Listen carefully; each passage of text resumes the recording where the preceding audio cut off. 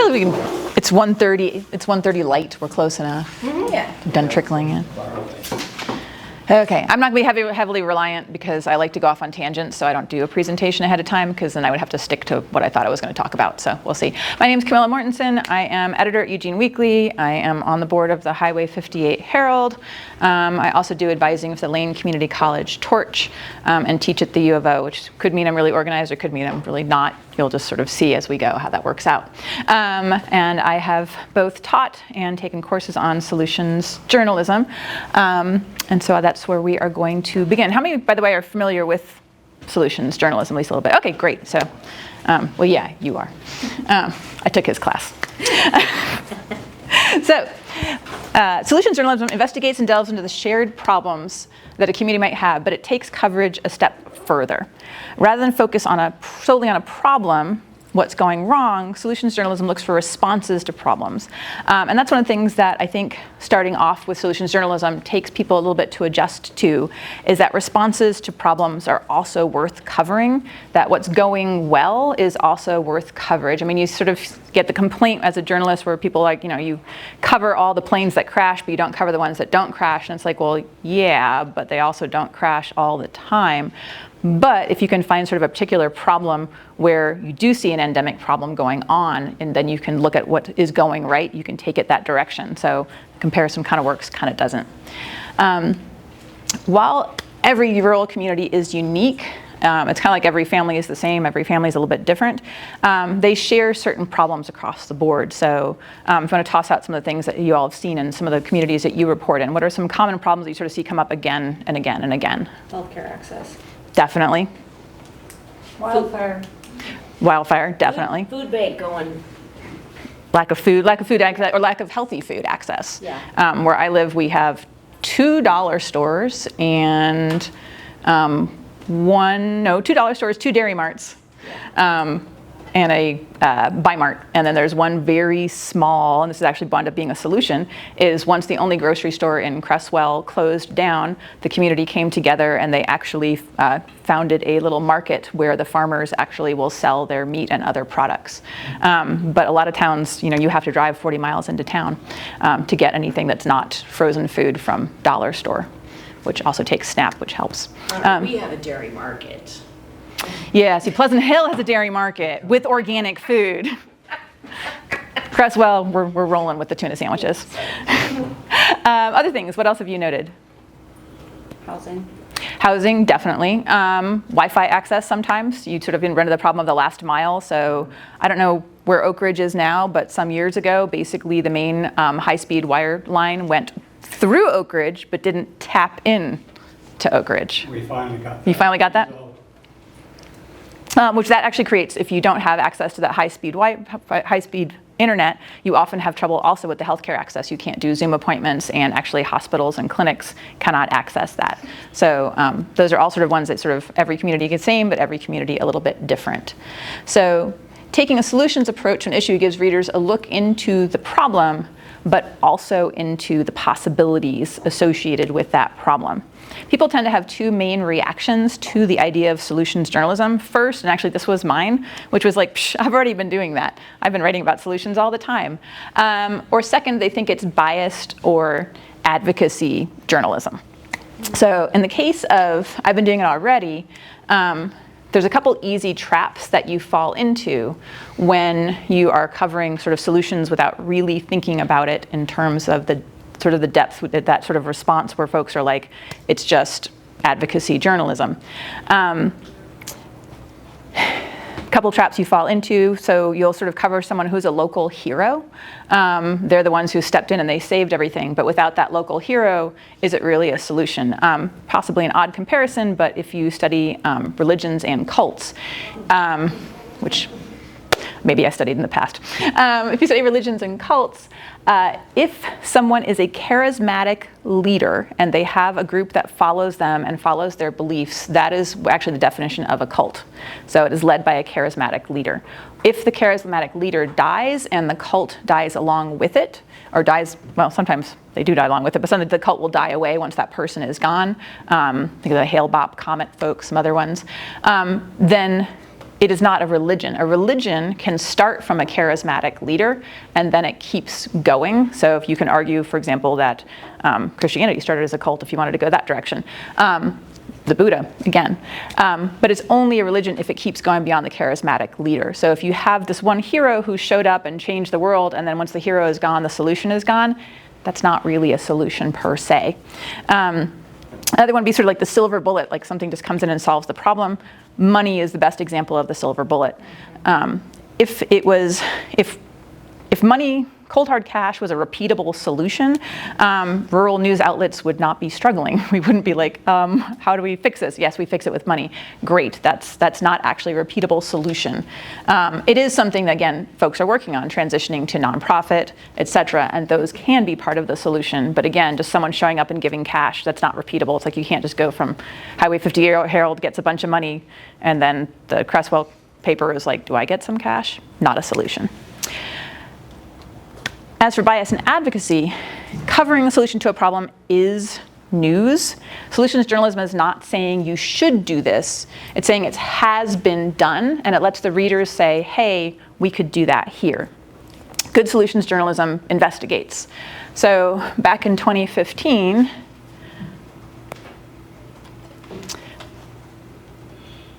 newsletters, also the solution to everyone's problems. Back in 2014, 2015, there began to be a bunch of coverage of this amazing solution, which was Theranos. and there was all this excitement about how she was going to revolutionize things with Theranos and the one drop of blood. She had developed a revolutionary technology for fast, accurate, cheap blood tests using only a pinprick and a drop of blood. The implications are mind-blowing. Some journalist out there is going, I can't believe I did that. And they weren't the only one, by the way. It wasn't just Wired. Wall Street Journal also did really happy pieces about it. New Yorker, all did glowing stories on how this was going to change the world. And they fell into like a lot of the traps of solution journalism. For one thing, they had the hero, Elizabeth Holmes, who at 19 dropped out of Stanford and founded a company with her tuition money and then raised billions to save the world. And we all know how that ended. She's now serving more than 10 years in prison for fraud because they discovered that, one, she wasn't really using this equipment. They were using commercial blood analyzers and using it wrong, and there were deficient practices that were actually causing jeopardy to patient health and safety. So she is now in prison. That's one of the things I warn my students. I'm like, don't be the journalist. They actually went and Googled all the names of the journalists to see if they still had jobs, and they did. So it's like, yeah, we can make mistakes. Solution journalism has the same pitfalls of any type of journalism, and as such, it has the same remedy. If your mom says, I love you, verify it, do that with that too. And that's one of the things that can be a little bit uncomfortable, I think, sometimes for people, where someone's like, I am changing the world with this amazing solution, and you're like, okay, but I have a bunch of questions about exactly how that works. But that is what we were supposed to do. We are not doing advocacy, we are doing journalism. We can't all be the Wall Street Journal, who was actually the big one that really, they later did one of the first stories on the problems with Theranos. So they kind of rectified their earlier problem. They did a glowing story, but later they dug into it and got some whistleblowers and discovered that, no, in fact, this was not what it was said to be. So we can't all be the Wall Street Journal, but we can all expose wrongdoing. I think pretty much anyone here has done that at least once in their journalism career. And if not, promise you will. But we can all find a way to sort of turn things around and to dig into it. Solutions journalism is really doable and really approachable even for a small newsroom. And I say that as someone who has a really small newsroom and who does a lot of student journalism. And the students are doing a lot of the solutions journalism that we publish. So it is a very doable thing to do. It actually becomes a way to hold those in authority accountable. By providing a clear alternative to an ongoing problem. So I think we've all done it, where we've written story after story after story about a problem, and the city is like, yep, it sucks. Yep, homelessness, it's everywhere. And you don't really feel like you're getting anywhere, but you write a story about a problem, and then you write that also then discusses the solution that somewhere else someone has implemented that is either working, workable, it might have some problems, but it is a possibility. You present with them with possibilities, and that then provides a sort of sense of accountability. Again, you're not advocating, you're not like, City of Eugene, you should fix this problem. You're like, City of Eugene, San Antonio pulled it off. There you go. And not every problem has a solution. So that's one, you can kind of go into solutions different directions. You can start with finding someone who has a solution. You can also start with looking into the problems.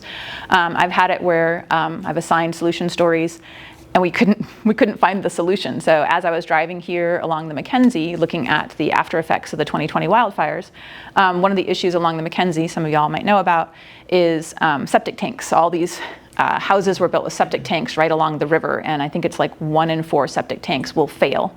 And the way the river works, the river spreads out beyond just the banks, so you've got septic tanks basically failing into the river. So one of my writers was really keen on writing about how to solve that problem.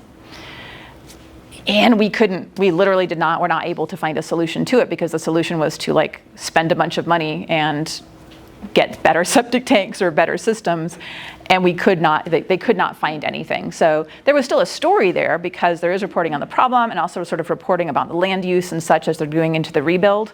But at the time, and I'd still love to be able to find a solution, but that was just not something we ranged wide and we did not find that. On the other hand, I had someone who wanted to write about lack of housing for international students. And this was kind of an interesting, quirky one, where, and I did not realize this, a lot of international students really don't have any money. Their families sent them to the US and they've pretty much sent them with all the money that they've got. They're limited in how much work they can do. They can't have a full-time job outside of school. And so for them, sometimes finding affordable housing is near impossible. And so my student wanted to write something about affordable housing for international students. And again, like, we were not able to find a solution that was sort of beyond the students still having to take out loans and spend a bunch of money. So they actually pivoted, because another issue that the international students have is hunger. While she was researching the international students' inability to get housing, she discovered that some of the groups on campus for international students take them on a field trip to the local food bank and to local little food pantries to show them where they can get food, because they often reach the end of halfway through the term and they can't actually buy groceries.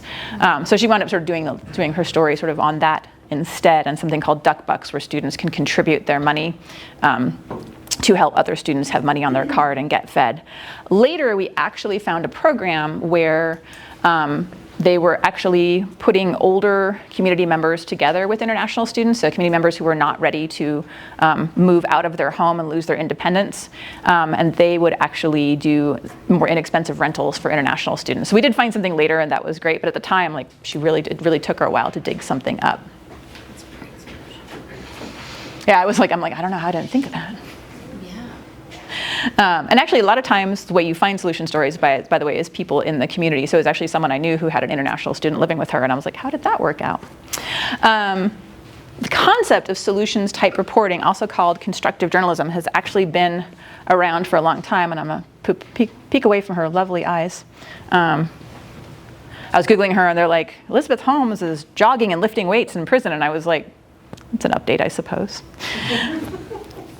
Has been around for a long time. And the concept of a newsroom being responsive to its community's needs has also been to a really long time. But I would say, I feel like the more recent upsurge in knowledge about solutions journalism, and about how recently did y'all find out about solutions journalism, by the way? I'm gonna go with me probably 6 years, 5 years ago. Weeks. I feel like it's been kind of a recent upsurge sort of in the popularity of it. And it has increased partly through the nonprofit Solutions Journalism Network. And there's also been some stories themselves that have created a buzz that called attention to solutions reporting.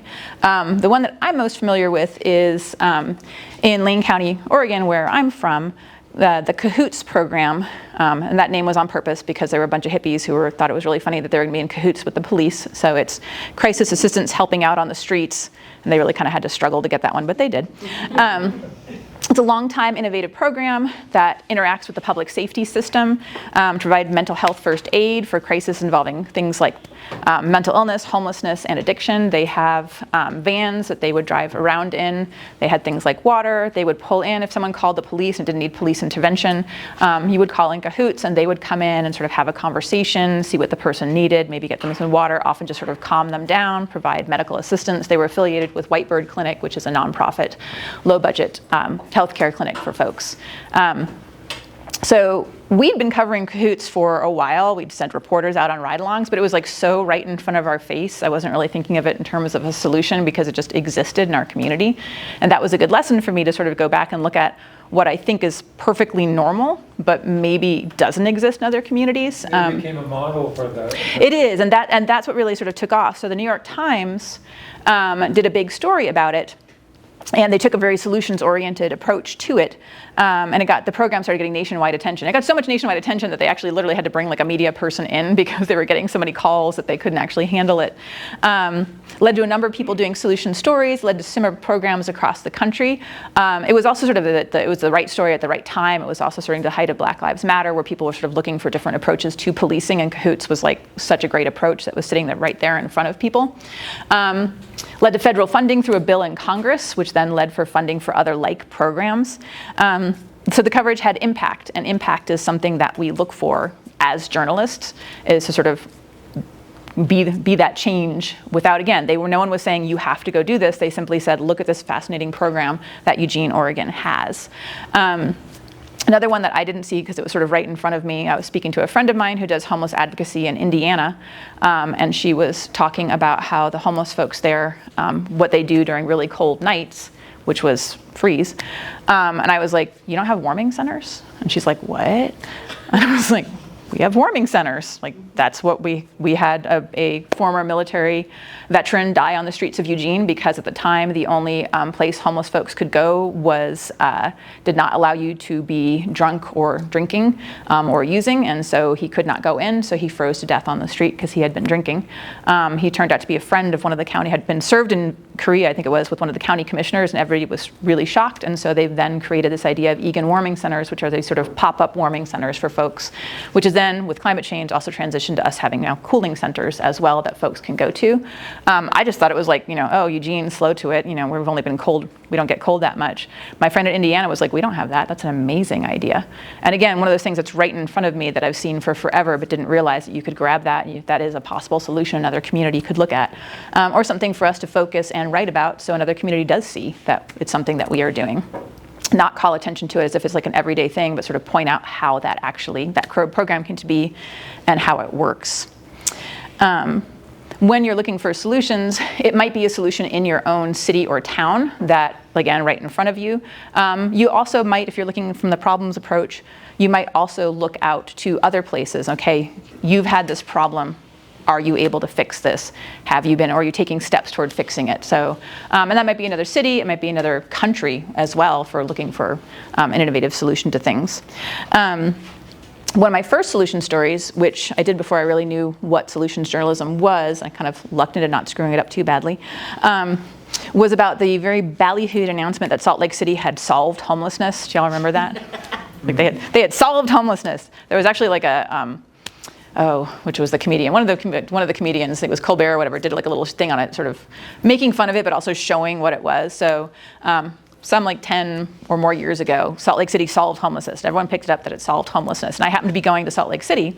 So I was like, ooh, I want to go check out how Salt Lake City solved homelessness. And I was like, there are homeless people here. What is happening? So I started talking to a reporter friend of mine.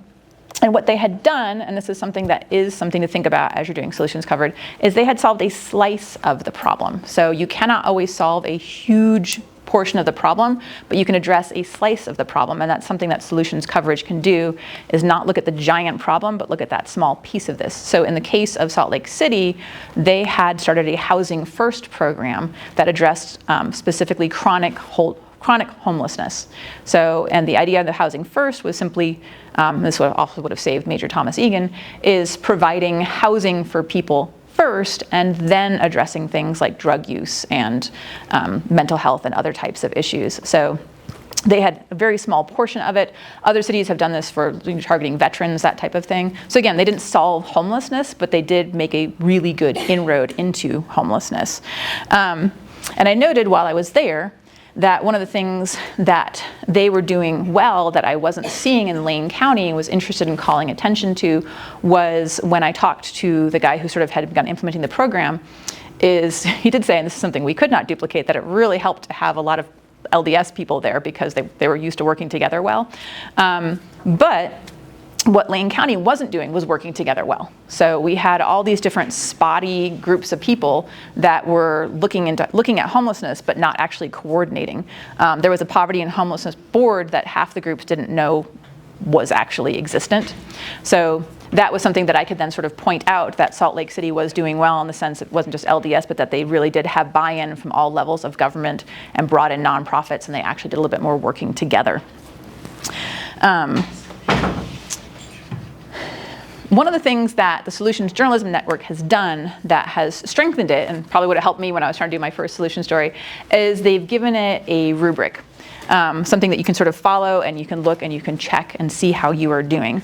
And I'll give a brief note on rubrics, by the way, which is everything works great in the lab, and then when you try to take it outside, it goes crazy. The reason I'm wearing a Band-Aid is I have horses, and my horse knocked me down. And when I was attempting to get her pregnant, and I was talking to different experts and such, they were sort of telling me all these sort of things, and I was like, oh my God, I can't possibly do that. And I talked to my local vet, and he's like, yeah, that's how they do it in the lab. This is how we do it in the actual vet office. I was like, okay.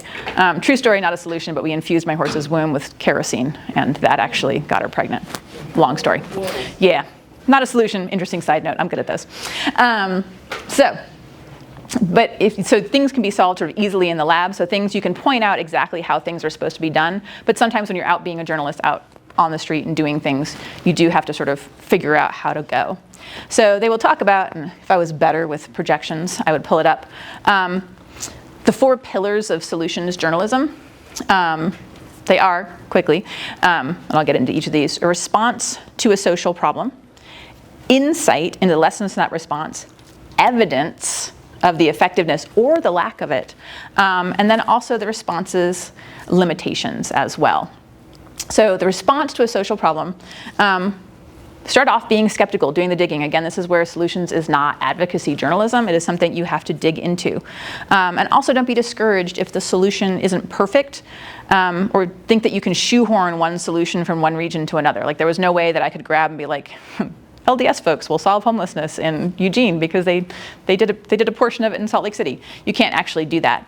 But failed or partially failed solutions are still worth covering if they had some impact, if they began sort of making some type of change, and if you can show sort of where they're going with it. Ironically, while Cahoots in some ways was a successful solution, it's actually success, if you've been following it, its success impaled it. It was actually defunded recently in Eugene. I believe it's still operating in Springfield, the neighboring city, a couple days, I think 5 days a week, 4 days a week. It was a combination of its own internal funding and management issues, I suspect also like growing a little bit too fast. And then ironically, the congressional support that came out of the solutions news coverage actually created competing crisis response teams. So there is now a competing crisis response team that Lane County is using instead of Cahoots. There's all kinds of interesting things going on with that. A disadvantage of Cahoots is in order to get hold of Cahoots, you had to call for the police. That was something people wanted to move away from. So now there is a county-funded response team, and then we have, I believe, 2, and I look at Michaela because you've been following this as well, 2 sort of nonprofits that are also Raven and I forget the other one, Willamette something or other. There are 2 other nonprofits that are arising to sort of try to fill in that gap as well.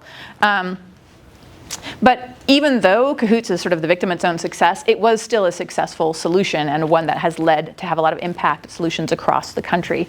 It was a strategic system and a novel way to address an ongoing problem. It addressed drug use to a certain extent. Again, they weren't trying to stop people from using drugs, but they were able to sort of show up with Narcan and help folks. Addressed mental health, and to a large extent, it addressed distrust of the police. So the police roll up when someone's having a mental health crisis. that causes the problem. And in fact, there have been instances where Cahoots was there and wasn't able to help, and things had gone very sideways.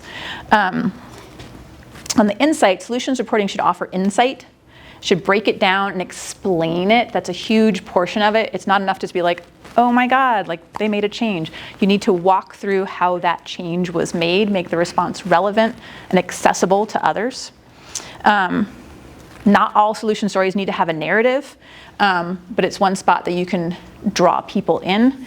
The idea for a solution story is you want to be informational. You don't need to be inspirational.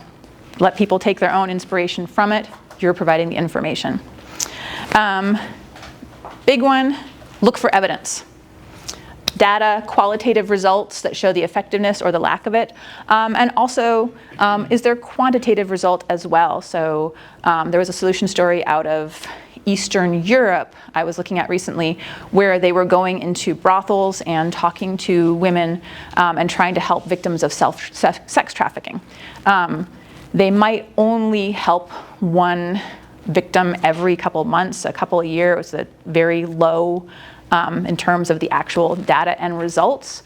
However, for the women and men who themselves were doing that work, you actually had two different types of impact, because you had the people who were being helped, even if it was one person at a time, but often the people who are doing that work are former victims of sex trafficking, and so you had a secondary impact upon those people, and that it actually helped them deal with their trauma, helping with others with trauma. So you had sort of two different types of impact there.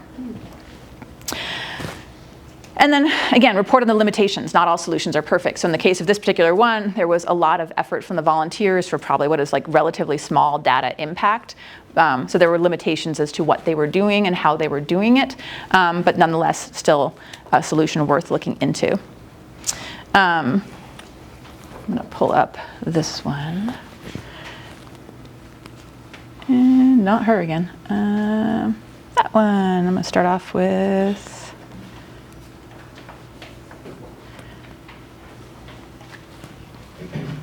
Oh, wait, that's actually the second one we did, or the third one we did. We actually did several on this. Okay, we've done so many stories that finding the first story is probably going to be a moment for me. Is it the 2024 one? That's an excellent question. Hold on, if I put on the reporter's name. No, definitely not that one.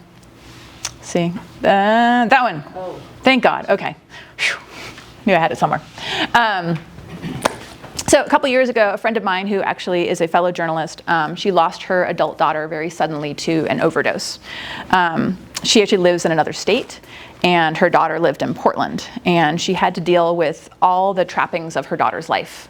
An adult daughter who had a dog, who had an apartment, who had a job, who had friends, and she had to go very quickly from a couple states away to Portland to deal with all those things and the body itself, which is not something she really had to think about. Like, just like, okay, they're like, you know, the body's in the apartment, what do you want to do? And she's like, oh my God.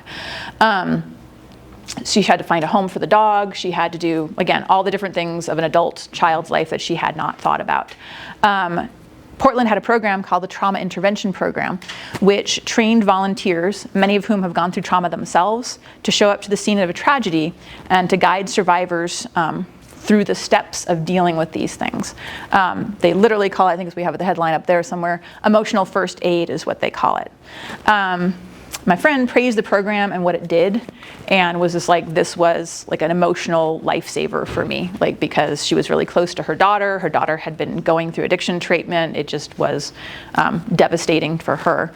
And I remembered, as I was talking to her about it, that I had actually talked to someone from one of the local mental health groups about some sort of program that he had mentioned that he was interested in starting. So I reached out to her, and I reached out to the local guy, a man named Dan, and the first thing she said to me is, she's like, you know you're a journalist when you look at something like TIP and think, in the middle of all my trauma, like, yeah, there's a story here. And so I was like, I will do the story. So I reached out to the source in town, Dan, and it turned out that he had really been wanting to implement this program in Eugene, but really just was not getting buy-in from either the city or the county. Local officials are kind of like, yeah, that's nice, but, you know, because it would involve, one, doing some funding and fundraising, whether that was individual funding or funding through the city county. It also involved having to be able to work with the first responders, because the first responders have to clue you in to let the folks know that you are able to go there and that you're coming there. So Dan himself actually was his best friend was the victim of basically police suicide by cop, and had been shot by police during a mental health episode. And so he was very aware also of sort of the traumatic aftermath of trying to deal with this type of thing. And again, it wasn't something that I had really come across or thought of, nor had my friend. But for example, you had people who they commit, this is going to, sorry, trigger warning, but people who commit suicide, and then you have to deal with like not just the death, but the fact that there's blood on the belongings of the child that you want to get back. Or somebody is dead and they've been dead, and how do you deal with the body? That is where the TIP people would come in and help people like deal with this. Like how do you, like that's not something that the fireman who first showed up for the body knows really how to work with, and that's something that these folks were trained for, was to come in and do.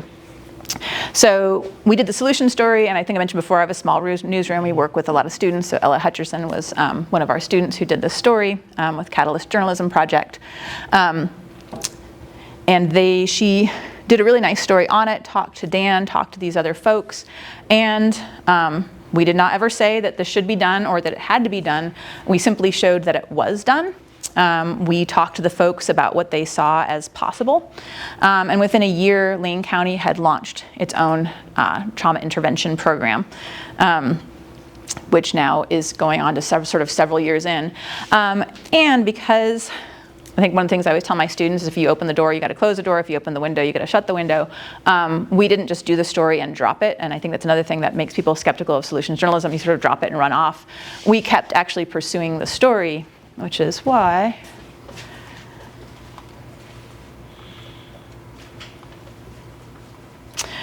you'll see that we have a number of sort of stories on it.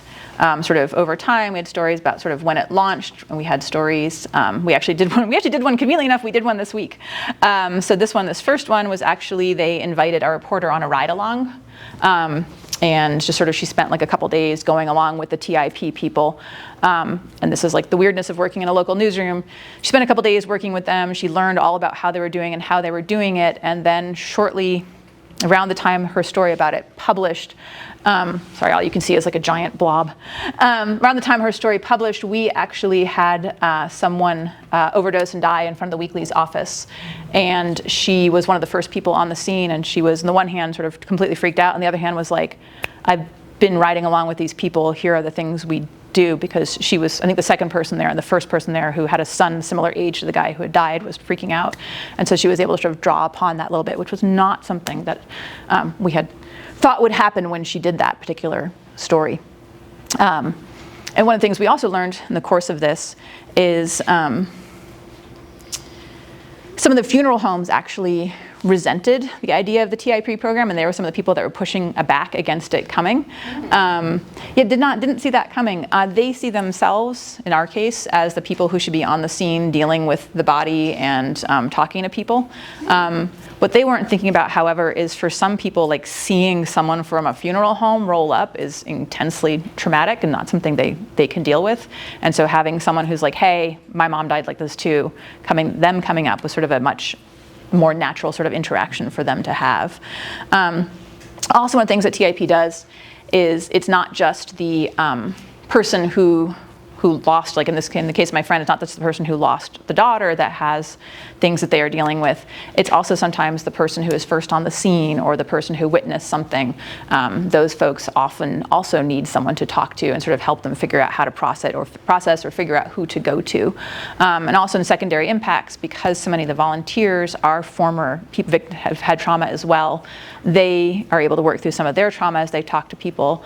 And then also they've had positive feedback from first responders who feel terrible when they leave the scene. They've bagged the body, they're leaving or whatever else, and they're leaving people behind. There's nothing they can do. They're on to the next call. So TIP comes up. They can leave them with those people as they're going.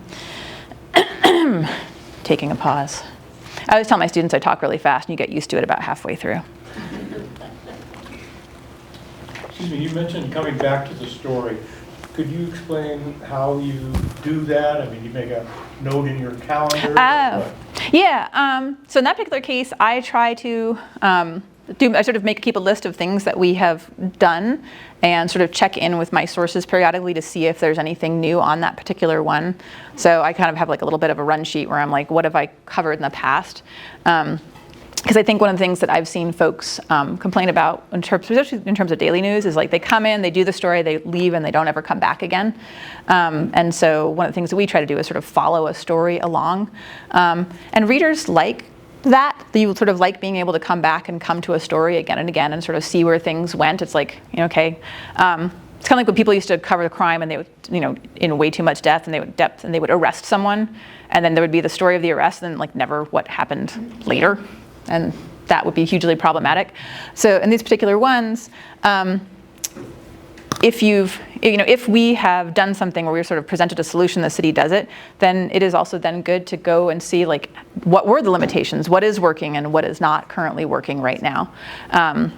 So we actually did a story this week's issue today, sort of on the current program and sort of what it's going with and what it's not. I think we haven't done a whole lot yet, but I want to sort of talk more and see if they're getting along better with the funeral homes, because that was again one that I didn't expect to hear about. Does that answer your question? It did quite a bit, and more ideas too. But I'm thinking of you have a story. It's an interesting story. Do we come back to it every in 6 months, or just how do you prompt yourself to revisit that story? Calendar, new material? I think usually new material is, and I think also like developing and keeping up with sources. I'm looking at my younger folks here. Facebook is still your friend. I keep up with folks. So like Dan Isaacson is someone that I sort of keep up with and just sort of keep an eye and see if he's posting anything, because sometimes like they don't realize it's a story yet. They'll post like some update and I'm like, and I would love to talk to you about that, sir. And in fact, I need to check back in with him because I feel like I'm talking about nonstop tragedy. There was recently a police shooting, and again, it was basically another mental health issue, and he was actually there on the scene with his child at the car wash when it happened. So I want to circle back to him and sort of see, with his experience with TIP, sort of what he's doing on that one. But yeah, I think it's just sort of more, being busy mind, and like part of the community and sort of just keeping an eye on things. Yeah. Or if I'm like looking to assign a story, I'm like, go look and see what we've done in the past, see if there's anything new. Clearly, research is an important part of this, to see what other people have done. Shouldn't there be a natural collaboration with universities and colleges who are working on some of these issues that you could do a partnership with? Funny you should say that, Brent. Yes. We actually partner with Catalyst Journalism Project at the University of Oregon, and Catalyst does solutions and investigative journalism. So I would say most, if not, I think one or two haven't been Catalyst, but most of our solution stories have been Catalyst. Would you like to explain Catalyst? Sure. Not to put you on the spot, but that's fun for me. Yeah, no, I created a program. The idea was to get students published. And I wanted to do more investigative and watchdog reporting, but some of my colleagues were teaching solutions. We thought that would be an excellent combination. Mm-hmm. They interlocked pretty well, actually. So, and Camilla was first and has been so far the best editor in terms of publishing student book. We've probably published 80 or 90 students. Wow. They're not all solution stories, or not all investigative stories, but a lot of them are. So the website's kind of crashed at the moment, but maybe that's it. So no, that is a really natural one. And I know some folks hesitate working with students, but because I also teach, that's never been an issue for me. So I work with U of O students, I work with Lane Community College students, and they produce, our current sort of tagline is, I'll beat your Pulitzer Prize winner with my student, because they do. We've actually beaten Pulitzer Prize winning journalists with the reporting that the students have done. So I think that actually one of the helpful parts about Catalyst and doing solutions journalism is because they're so carefully following the steps to go through it, that really gives them a rubric to follow for their reporting that really helps the sort of the story develop. That's all good, but I'm wondering how about multidisciplinary, where you're going to other departments, that may have expertise in the issue that you're. Well, actually, let me skip ahead for a second, because that's actually one of the places that is a great spot to find solution stories. So when you're looking to find a story, academic departments are a great way to go and sort of see, as proof that I was planning to skip ahead on that. Most universities will have a find an expert portion of their website. Oregon State has one, University of Oregon has one. They list out who the faculty experts are. And I will warn you that my experience with faculty members is their deadlines just blow right by them. They're just like, oh yeah, I'll get to you in like a week. And I'm like, I published the story already. So I'm like, just show up at their office. But you can get sort of the different faculty experts to go. And so you can sort of see, like here we've got someone who's a faculty expert on housing and homelessness. So go and see what they're studying, see what they're working. People sort of recommend looking at peer-reviewed journals, which is great. But you got to have the time to look at peer-reviewed journals. So I'm often quicker to sort of pick someone's brain. Yeah, I work at Lewis & Clark. I'm the director of public relations. And I would say, don't contact the faculty. Contact me or the equivalent person at another school, because I know how to talk to the faculty members who don't understand deadlines or who, it's so amazing. Our faculty they're terrified of speaking to reporters, even friendly, lovely reporters. I'm like, I'm not going to set you up with a jerk who's going to interrogate you. And also, you can explain what you teach to undergraduates, so trust me when I say you can explain it to a thoughtful reporter, right? Yeah. But use people like me or the equivalent at other schools, because we are happy to connect you with experts. And if I don't have somebody who can help you, I'm not going to pretend that I do. But I'm always happy to make those connections. So think of us as resources, because we have a law school full of legal experts across areas. Our grad school only does education and counseling, so you get mental health stories. I have experts in treating addiction. We would love for them to help you inform the public.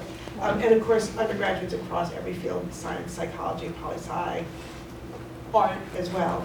But yeah, don't just go to the faculty member, because they will get back to you when the term is over. Or when you're academic and you submit something to a journal to be published, it takes them a year before they tell you whether they're going to accept the piece, and then it doesn't appear in print for like another year and a half. So they don't understand publishing on the sort of daily, weekly, or even monthly deadline. Yep. And which having come from academics, I absolutely did that to journalists who would reach out to me. And I was like, oh yeah, wait 3 days. And they're like, I ran that story. And I'm like, oopsie, sorry, oops. But yeah, so working with those departments, I think, and then also think tanks. You can look at different nonprofit, because you'll have honestly the TED Talks, local TED Talks. Go and see what people are doing at the TED Talks or the local TED Talks, what they've got going on, because they're often talking about innovations and they're dying to talk about innovations. Talking to also just your own, like I said, your own expertise, your own sort of contacts in the community, is just sort of going out and hitting the community and talking to people and having that moment where someone's like, oh yeah, so-and-so does that. Like I said, when talking to my friend and telling her what do you mean you don't have warming centers? We have warming centers. Now is a good time to open up to questions. Oh, well, that's perfect. On that note of TED Talks and think tanks, it seems like those might come with more bias.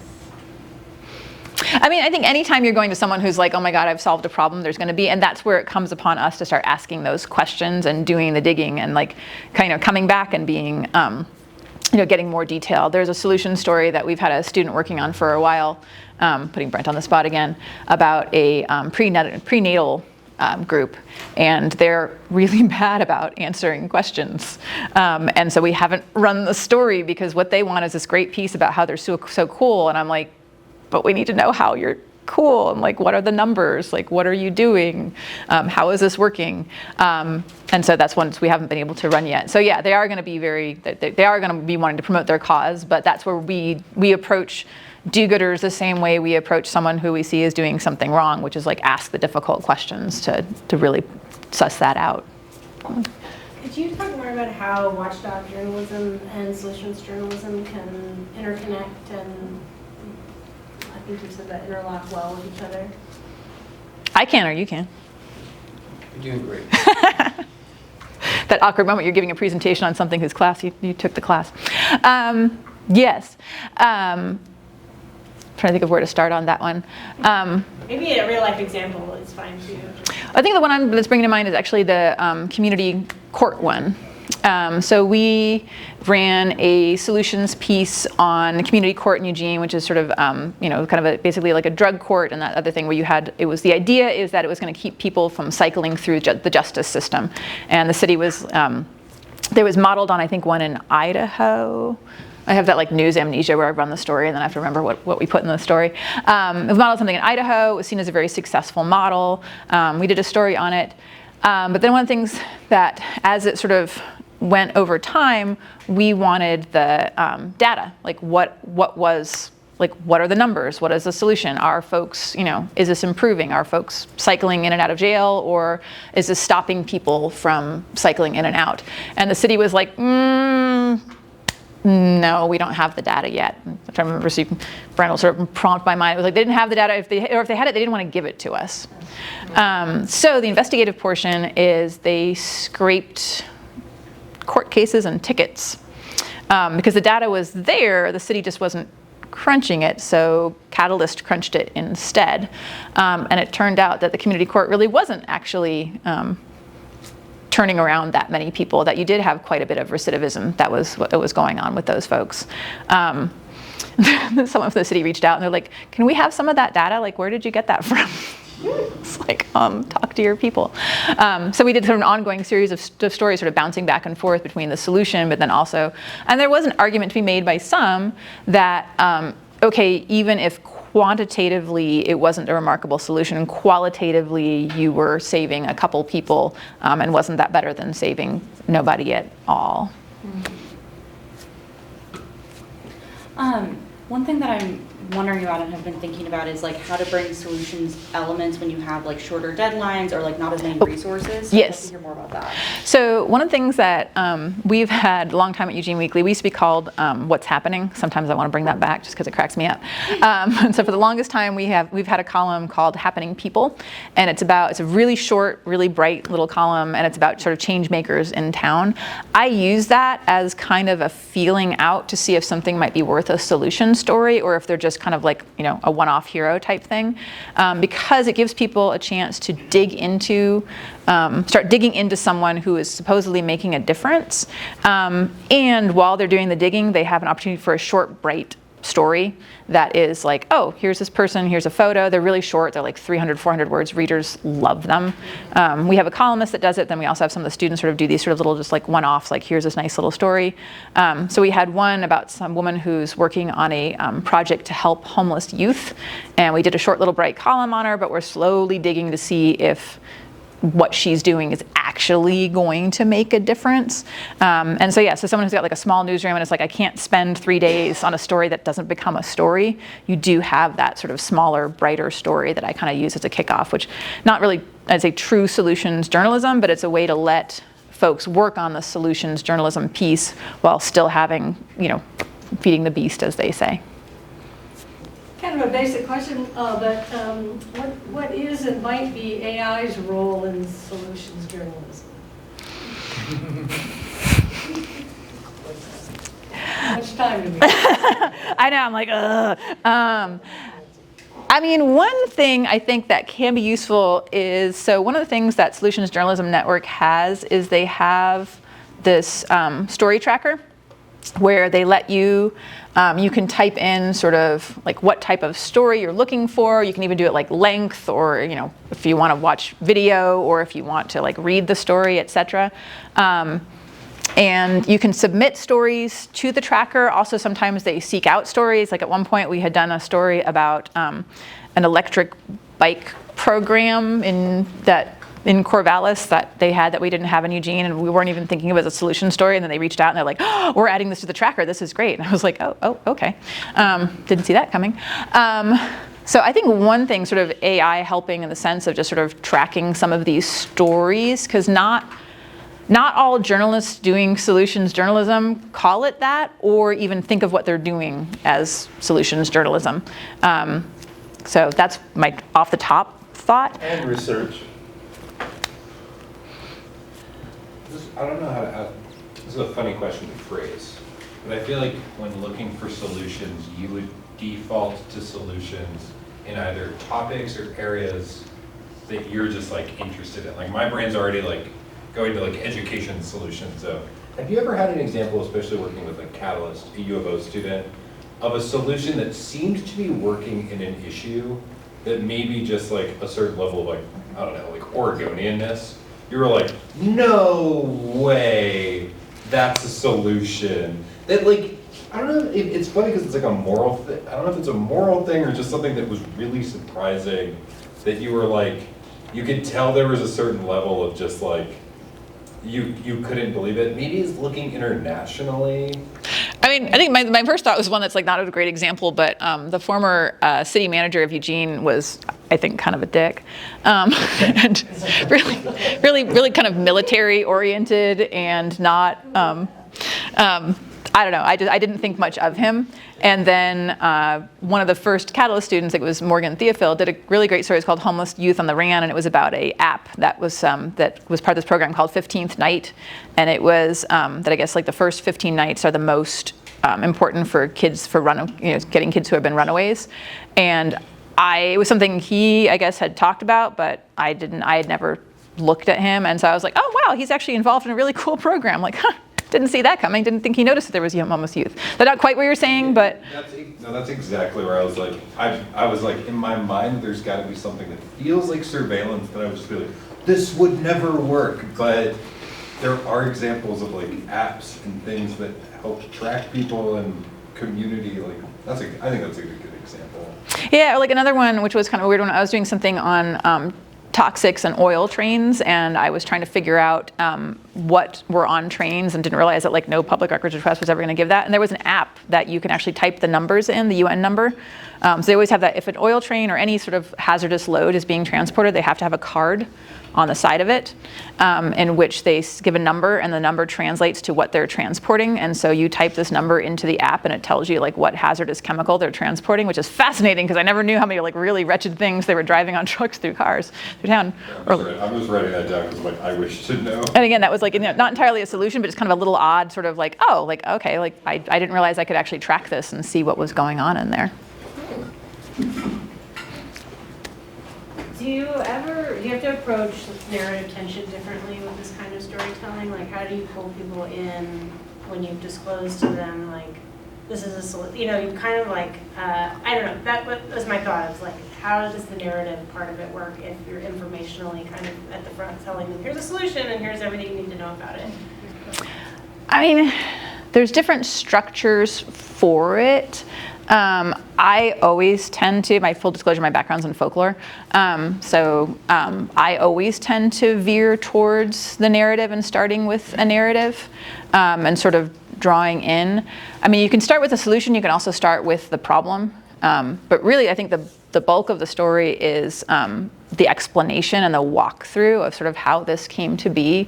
One thing that I like to assign some of my newer reporters is, I'm sure there's like a better name for it, but it's like an explainer story where I'm just like, go figure out how this works. Because they'll be like, oh, well, Oregon's elections with the 50% plus one thing. And they're like, what is that? And I'm like, go do some interviews, figure out how it works. And sometimes once they've got that story done, it then leads them to being able to do something either more investigative or more solutions oriented. And so working through that explanatory part of the story, I think you can draw people along from the problem to sort of how it goes back and forth through it. So if I still have the TIP one called up. Okay, that was actually the other one. So whereas like this one sort of starts, oh no, keep doing the wrong ones. This one sort of starts off with the narrative of the woman finding her husband dead in her home. And actually this was one where we did have to go back and ask the difficult question because the reporter originally didn't ask what he died of. And the way she phrased it, it sounded like he had committed suicide. And I was like, we can't run a story that makes it sound like he committed suicide if he didn't commit suicide. You got to call her back. And she's like, I got to ask her about her dead husband. I was like, yeah, I mean, if we're going to put him in the story, yeah, we got to ask about the dead husband. And she did a great job. She called back, and we got sort of clarity on what happened. It's buried in there somewhere what happened to him. I think it was a diabetic coma, and she was out of town, and so there was no one there to see him. But yeah, so we did have to sort of, so that sort of becomes sort of the draw through in that particular story. Does that kind of get at what you're?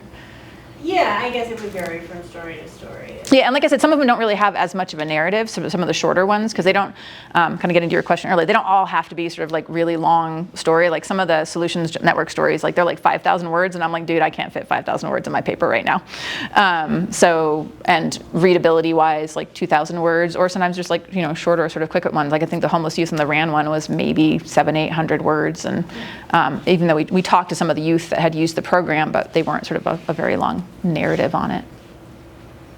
I guess I was just thinking like the standard, I probably use this trope too much, but like a story that's like some kind of a lead that makes you want to read it, and that graph that tells you why you're going to care. Below that, a little tease of like why you ought to keep reading because there's something I'm not telling you now that I'm going to reveal. And then Which is totally the one I like to use too. Yeah, and then a kicker at the end that leaves you being like, oh, what the hell? I think the expression. And so like but if everything at the top is like, her husband died, somebody came, consoled her, like what's I think the phrasing that they like to use with the solutions like to use is it's a how done it, not a who done it. Mm-hmm. So it's the how done it story is the story of like how this came to be, how they were able to implement it, how they were able to put it in place, and that's the part where you're sort of drawing the people along is that how done it portion of things. That's really helpful. Okay. Tension in like the process. Exactly. Yeah. Are there, because I'm new to journalism, is there a resource to go to for kind of different formulas for writing stories? Absolutely. These folks are, like I said, there's different types of solutions journalism. They call it different things in different countries. But Solutions Journalism Network, they literally have both in-person training programs and they have training programs through their website. They have videos that you can watch. They have rubrics they can go through. They have education modules that you can go through. They have put, and by the way, one of the things I like to point out when people are like, oh, is solutions journalism biased? I'm like, well, it's like founded by folks from the New York Times.